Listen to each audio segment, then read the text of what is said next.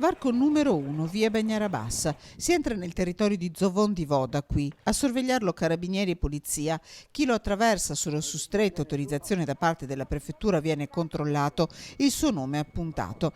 I cittadini di Vo vengono riforniti quotidianamente di generi alimentari, di farmaci urgenti, non solo.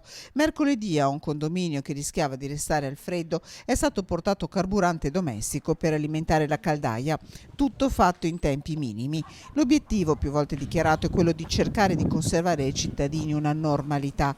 C'è chi a Vo manca da più settimane, come Chiara Nardo, atleta paralimpica che si stava allenando in Umbria, qui preoccupata per i suoi cani rimasti all'interno. Infatti io sono stata, fra virgolette, fortunata perché già dal 10 di febbraio che manco da Vo.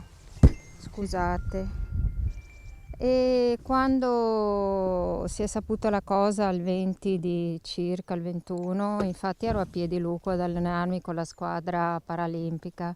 Di canottaggio, giusto? Sì, di pararowing, canottaggio che si sta preparando per le Olimpiadi di Tokyo.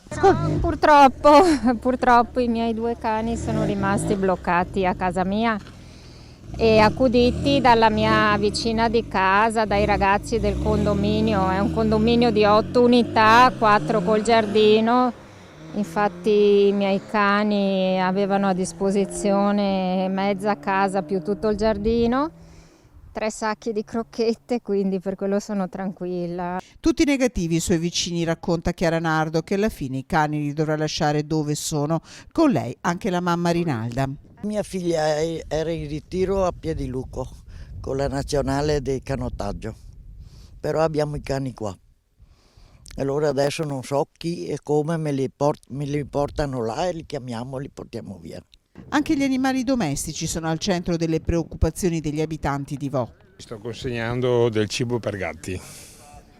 Ci di là un signore che lo aspetta e sì che devo consegnarlo. Da dove arriva? Io arrivo da Cervarese, E quello è il suo amico? in centro di Vo.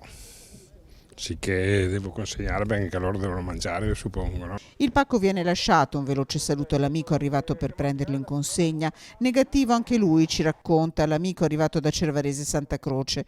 Con umanità e pazienza continua incessante l'opera delle forze dell'ordine che si alternano ai 10 posti di blocco sparsi nel territorio che, tra le altre cose, ogni giorno fanno avere il laccio di quotidiani all'anziano che li aspetta con ansia ogni mattina.